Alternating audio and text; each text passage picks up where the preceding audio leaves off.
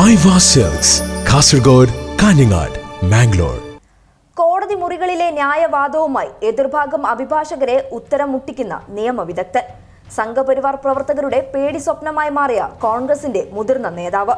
പൗരത്വ ഭേദഗതി നിയമത്തിനെതിരെയുള്ള പ്രക്ഷോഭക്കാരുടെ ശബ്ദമായി സുപ്രീം കോടതിയിൽ കറുത്ത കോട്ടണിഞ്ഞ കപിൽ സിബൽ കേരളത്തിലെത്തിയപ്പോൾ ആദ്യം വലിച്ചുകീറി ഭിത്തിയിൽ ഒട്ടിച്ചിരിക്കുന്നത് ബിജെപിയുടെ സംസ്ഥാന പ്രസിഡന്റായി പ്രവർത്തിക്കുന്ന കേരള ഗവർണർ ആരിഫ് മുഹമ്മദ് ഖാനെയാണ്.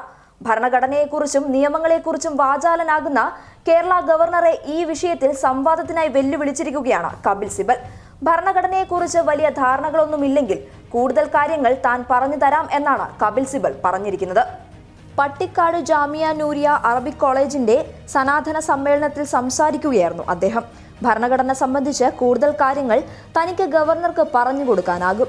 ഭരണനിർവഹണപരമായ കാര്യങ്ങളിൽ ഗവർണർക്ക് ഒരു പങ്കും വഹിക്കാനില്ല.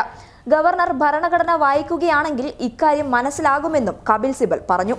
ഹിറ്റ്ലറുടെ അജണ്ടയാണ് മോദി സർക്കാർ നടപ്പാക്കുന്നത്. യൂണിവേഴ്സിറ്റികളിലെയും മാധ്യമങ്ങളെയും നിശബ്ദരാക്കിയിരിക്കുകയാണ്.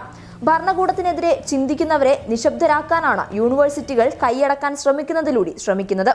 അത്തരം യൂണിവേഴ്സിറ്റികളിൽ നടക്കുന്ന പ്രക്ഷോഭങ്ങൾ മോദി അനുകൂല മാധ്യമങ്ങൾ കാണുന്നില്ല എന്നും കപിൽ സിബൽ കൂട്ടിച്ചേർത്തു. ഭരണനിർവഹണത്തിൽ ഗവർണർക്ക് കാര്യമായ പങ്കില്ല. അദ്ദേഹം നിയമത്തിന് അതീതനല്ല. രാജ്ഭവനുകളിൽ RSSന്റെ ഇഷ്ടക്കാരെയാണ് നിയമിക്കുന്നത് എന്നും കപിൽ സിബൽ വിമർശിച്ചു. പൗരത്വ ഭേദഗതി നിയമത്തിനെതിരെ സംസ്ഥാന സർക്കാർ സുപ്രീം കോടതിയെ സമീപിച്ചതിനെ ഗവർണർ ആരിഫ് മുഹമ്മദ് ഖാൻ പരസ്യമായി ചോദ്യം ചെയ്തിരുന്നു. തന്റെ അനുമതി തേടാതെയുള്ള നീക്കത്തിൽ സംസ്ഥാന സർക്കാരിനോട് വിശദീകരണം തേടുമെന്നും ഗവർണർ വ്യക്തമാക്കിയിരുന്നതാണ്. ഇന്ത്യ ഭരിക്കുന്നത് ജനങ്ങൾ പറയുന്നത് കേൾക്കാൻ കഴിയാത്ത സർക്കാരാണ്. സർവകലാശാലകളെ ആദ്യം തകർക്കുക എന്ന ഹിറ്റ്ലറുടെ നയമാണ് ദില്ലിയിൽ ഇപ്പോൾ നടപ്പിലാക്കുന്നത്. ഗുണ്ടകളെ ഉപയോഗിച്ചാണ് വിദ്യാർത്ഥികളെ നേരിടുന്നത് എന്നും കപിൽ സിബൽ പറഞ്ഞു. News desk public Kerala.